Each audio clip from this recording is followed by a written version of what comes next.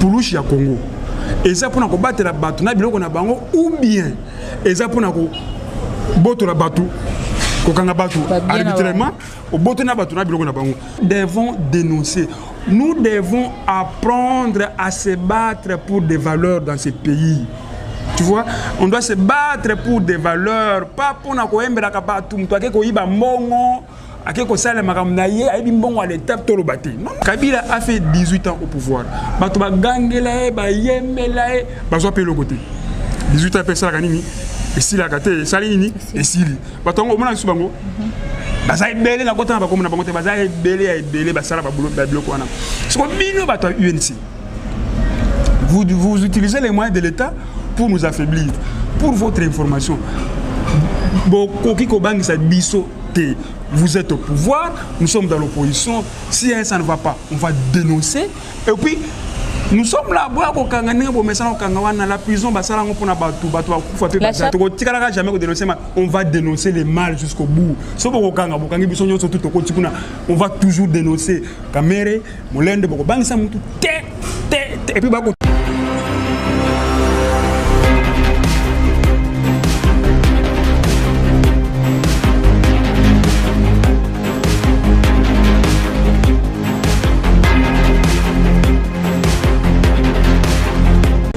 Timing Bandeko Balandia Congo Millennium est la seule chaîne où il apportera vraiment actualité sur Nabana Mboka Pina Bayenyon sur Bandarabiso depuis qu'il y a poto en étranger en tout cas partout dans le monde. Et puis merci Nabino Bora fidèle na émission Oyo Polé parce que ça émission Oyo doit ramener exclusivité information et la République démocratique du Congo. Voilà, Inès tout met toujours là, Jires Zouma aussi toujours là pour nous assurer visibilité. Permettez-moi du moins qu'on ferait bien entretien toujours ça là maintenant avec Ndeko, le président Jimmy Carter, comme moi j'aime l'appeler. Tour Solané, l'issolé Ndeko Merlin, on a moko ya militant résistant et à la Mouka, Aza retenu na prison à Makala, tour le pourquoi et ces jours na ekuna ezoko s'est passé comment. Alors directement naro pesa mbote la mwana mboka mbote na yo. Mbote Inès Tumba. Balobi li pasa na yo bokitara ba terrain ba mona rabino na ba marche ya la muka aza arrêté na déjà aza na Makala na prison ya Makala. Pesa biso na ba détail na dès le début c'était quoi ni nyango esali ki ba kangaye il paraît-il na bandeko Vital Kamerhe derrière ça ndeko Sakombi Molendo en tout cas pesa biso na ba détail moko plus précis pour bandeko ba yeba juste pour sango ezaka raboye boye précision ezati. Et maman Inès likamuto koloba awa eza bokondi oyo ekokonza biso na Congo. Likambo ya ndeko nanga ongana bien akalipasa nanga Merlin vuvu. Bakanga ndeni. Sami to yakina biso bien. Kanenge ezaraka to akapemenya Mike Mikebaye. Tu le sais. Na kubanda ko mélanger moi lingala na moi. Pas de problème. Français pour moi lingala yemo ke tumisanga mingi. Pona koli na ngote na zoye ko langonde. Samedi to kabwani. Et to kabwani ndenge zalaka. Yaya ngalo bino na tongo te pour fona laver bilamba. Ah yo là tongo te ça va c'est bon. Parce que ngai fona sala fona tongo po to ebani to sala msane to salaka.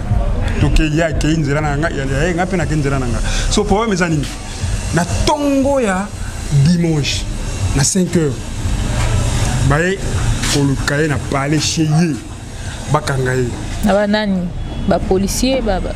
Batumoko boy non identifié, balobi ke batindi bango mandat d'arrêt zaki banda kala, ce qui est pas PG ngana yo to éviter. Donc en réalité, ba l'évacuer ba héros na ba 5h ya dimanche. Nanda ko sika fandaka. Nanda ko sika fandaka. Ba tamboli na e ngana zui singana 6h je crois et pas président Médard benga mon ba ebisinga bakangi Merlin. Je ne savais pas, yende ko tumuta informer nga. Après 10 minutes maman koko tabenga moi ça on aura le même que bah non bakangi mele boy na bobo to bandi soko lukai après un moment donné ve mo ka benga na kei ko kutana na parquet to vandi kuna zokande bato ba yokangaye ba tikaki numéro na bango et to kei ba pesi biso numéro na bango non soki bango ba tongo ba yebo pesi numéro na bango ba benga biso po ba yeba eskani to kende na yo to bandi ko benga mama Inès to bengi ba makana bango te to bengi non to zoa na ye to zoa na ti toke parquet tout ça 2 heures bazo ate tozonga siko ndako et tozonga ne ba web non non to komi na parquet boya to komi na parquet ne to kutimela to tuni likambo ngo o mtokangisi ye Kamere na Molendo Sakomi. Vital Kamere ya Dirkab. La Dirkab ya chef de l'État, non? Voilà. Kamere Rwakanini ici, soit pareil. Yé mtokangisi na mutuna nani Molendo Sakomi. Qu'est-ce qu'on reproche à Merlin? C'est d'avoir dénoncé que Vital Kamere a soumis Bandako na Nyangui. Si cela est faux, ce que j'ai information, on vérifie. Toi, tu vérifies. Si c'est faux, vous condamnez Moutou. Parce que la plainte qui a été déposée au parquet est d'acquis ce qui est imputation dommageable à un membre, à un élu de l'Assemblée. Élu de l'Assemblée, c'est l'UNC. C'est Molendo Sakombi. Via Vital Kamere.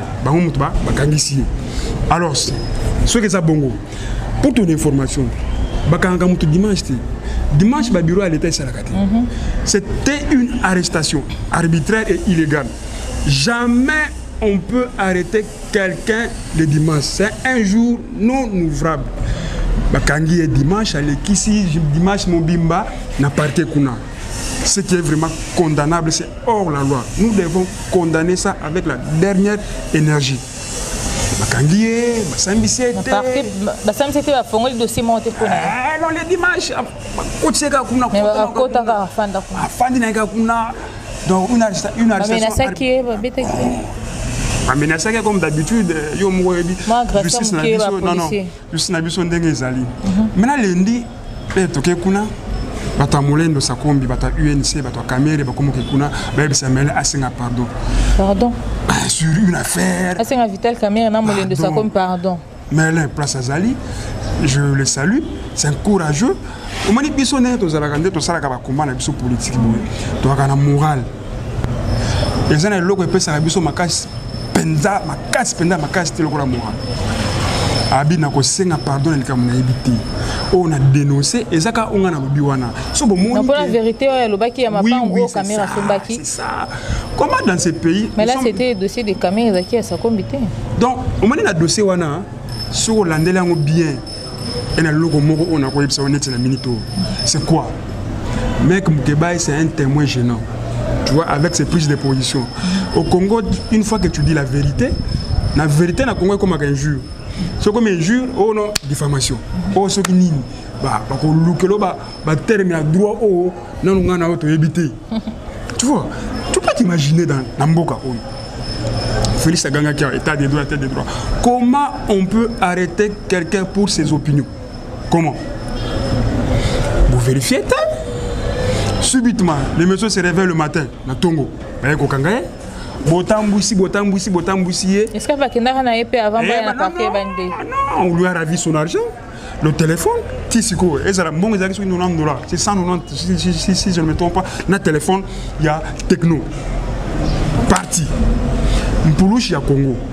Et ça pour nous battre la bateau, ou bien, et ça pour nous battre la bateau.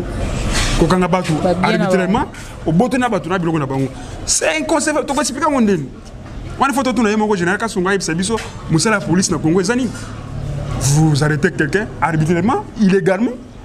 Enlèvement ou bien enlèvement, tu as un coup taillé, merci pour la rectification. Tu as un coup taillé, alors, il faut maintenant déstabiliser le bureau. Tu vois, c'est ce que Merlin m'a dit. La chasse continue. Tu vois, la chasse continue, on se pose la question. Tu vois, le fait d'avoir le pouvoir pour se servir, vous avez une petite portion du pouvoir, au lieu de servir le peuple, vous vous servez vous-même. Mais c'est ce que Merlin a fait. On a dénoncé qu'au lieu de servir le chef de l'État, dans Makambo est allé intérêt de la population. Petite portion il y a pouvoir pour ça propre intérêt na bango baso makabandako babalaka ambiance. Non, nous devons dénoncer, nous devons apprendre à se battre pour des valeurs dans ce pays. Tu vois, on doit se battre pour des valeurs, pas pour na koembera kabatu mtu ake koiba mbongo ake ko sala makamnaye ay bimbongo à l'étape to lobaté. Non non, on va dénoncer le mal, il est mal, on doit le dénoncer et puis exactement ça on te dénoncer mal encore yo oya ko tcha paquet posant à pouvoir, tu commences maintenant à nous intimider. Et ici je lance un appel. Il y a Oyo, qui ont un pouvoir, ils peuvent faire n'importe quoi et puis ils peuvent menacer n'importe qui. Kabila a fait 18 ans au pouvoir. Bato ba gangela ba yemela ba zo pe le côté. 18 ans après ça kanini et si la kate salini et sili. Bato ngo mona subango. Baza ebele na kota ba komona bango te baza ebele ba sala ba bloc wana. Siko bino bato UNC. Vous utilisez les moyens de l'État pour nous affaiblir. Pour votre information, vous êtes au pouvoir, nous sommes dans l'opposition. Si ça ne va pas, on va dénoncer. Et puis, nous sommes là, la prison, la chasse continue. Oui, je suis ciblé. Oui, tout le monde le sait. Tout le monde le sait pour affaiblir Michael Keba, tout le monde le sait. Tout le monde le sait. Et ce combat ici, je crois que je reste filmé à Aibi. Tu vois, na banda combat banda kala. Parce que on a IDP soana, combat plusieurs fois. La dernière fois qu'on m'a arrêté c'était le 30 non. Na le mbanga te do ko tika na combat ezani na tiki na lali na kufi lokola ba boma aussi mkendi. Que je salue sa mémoire vraiment. Ce ba bomingai lokola. Ouais, je mettais. Mais tant que je suis en vie, je mènerai ce combat jusqu'à la fin, jusqu'à la détermination de l'état de droit dans ce pays. Si yo so oga ko roba sur base de quoi? Que yo bank ça me pose un pouvoir. Au bank ça me doutait. Au bank ça me doutait. De combien là kuna bache na makala pour combien de temps est-ce que va préciser? Non non, procès et ko banda bakala mingité. Ok, donc il faut doser là. Le problème qui est là c'est quoi? Aza na isika bien. Il est bien, moral nango, ils sont bien, et voir qu'est-ce qu'on pourra faire sur ces dossiers-là. Mais à savoir, ils ont dossier, il y a pas UNC, tu vas candidater pour la vérité, pour la vérité comme problème. Nous sommes tous tikari, tu vas l'embater, tu vas l'asimater. Nous sommes déterminés à mener ce combat jusqu'au bout. On va dénoncer les mal jusqu'au bout. On va toujours dénoncer. Et puis, pardon. Sur base de quoi? On a posé la question à Mélène de savoir est-ce que c'est vraiment normal. Vous instrumentalisez la justice jusqu'à ce point. Ouais, donc torturer biso moralement pour tout ça que non tout ça comme ça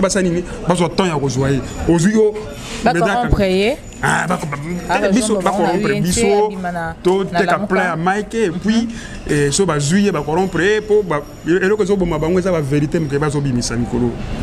Donc la vérité mboka na biso ba ba vérité. Et puis en plus je signale ici que na président Médard au ya Congo, je crois parti na Bosani ba ko sape ko batuna ki Melin a détaillé bango Médard Azanani à Sarakani. C'est un peu dans ce sens là. Et puis je lance un appel, je dis à Merlin d'être toujours fort, nous sommes de cœur avec lui. Et puis, tu vois, c'est au moins dans ce sens-là que je peux lui dire. Dans le dossier, on va préciser jour où au fond la dossier était. Non, non, en attendant qu'il y ait en prison, et après, c'est la procédure. Okay. Hein, on est patient, on n'est pas pressé. D'accord. Alors, le quoi aussi, bandeko bazali ba oyokayo, okope ça peut numéro ba kiko bengayo, peut-être bazo sous ba information sous comment est-ce que na bato poto bazo benganga. Merci pour notre soutien pour Mike Zoya déjà pour la costérine de mon avis dans la prison. Numéro nangeza plus 243 97 74 34 165. On a numéro dans WhatsApp. Basi ba bande za ko benga soki komi ko koma kanenge boko tinda wana nous sommes de cœur avec vous. Et donc il faut beaucoup comprendre que Bisso Bato mener combat à Ottawa beaucoup plus menacé que Bato mener combat Libanda. Bato mener combat Libanda baza bien à Bisso sur place, tous mener combat na Batongo sur place. Alors Batongo baza rendre ni so ba moni ko tout à bango ba sala ne ba sali merle. Tobo ité ndeko, to comme aussi ça déjà. Tobo ité qui ndeko Fachi a payé quand même monopole na état de droit. Parce que état de droit on goza ko cibler ba personne particulièrement et ça pour na ba individu au bana pouvoir ni tu ba Bisso que tu ba posant Hollande la Bisso trop état de droit Fachi et ça pour na bato moko mais Bisso to mon ngote parce que balobaki na état de droit on ne peut pas arrêter quelqu'un pour ses opinions mais quand on arrête déjà les gens pour leurs opinions ce n'est plus un état de droit. Nous sommes dans un pays qu'on appelle la République démocratique du Congo. La démocratie doit être appliquée, la liberté d'expression doit être respectée. État de droit, alors nous on va continuer le combat jusqu'à la fin. Si état de droit malonga et goya na mboko potoyebi na ndenge nini bato bazui bokonzango. Vous comprendre? Alors Zolukande, état de droit solo na mboka oh, je suis sûr et certain que je suis convaincu avec les combats que nous menons, ça va tenir un jour. One day makambo yo changer na mboka oh na bokonzo ya siko ya kukute mais ya oh penda bitumbo biso to bunda ke état de droit solo et kota na mboka na Congo ti na bana na biso bako vivaka ngo na combat biso to mener. En tout cas, merci Mingi, président Jimmy Carter, pour l'intervention. Je pense que Bandeko Bolandi, par exemple, les informations, et pour rassurer Binoboye, étant de là, il est en bonne santé, Azan est très bien, mais seulement. Oui, mais seulement dans la prison, Yamakala, il est retenu. Ouverture, il y a dossier, vous allez plus bientôt. Le collègue besoin numéro, le président Jimmy, il a repris une précision par rapport à la situation de Merlin dans la prison. Moko, Bandeko Alamuka, le combattant, parmi les résistants. Voilà. Inès Toumba vous aime beaucoup. Je pense que pour aujourd'hui, tout ceci, merci quand même à M. Ricky Dibans pour cette grande initiative. Alors, je salue aussi Madame Jolie Dibans, la pomme verte dorée de notre grand initiateur. Je salue encore M. Lynx Longelo, les monuments de Bundes. Bon séjour à toi, avec ta femme quand même, donc la reine de Bundes. Alors, je salue encore le roi des Gaules Mavinga, le cœur cher à la reine Agnès. Merci à vous, Madame Sylvie Lindou. Je reste derrière cette caméra, je reste Zouma. Je te remercie aussi pour ta présence. Inès Touma vous aime beaucoup. On se retrouve plus prochainement pour un nouveau numéro. Merci.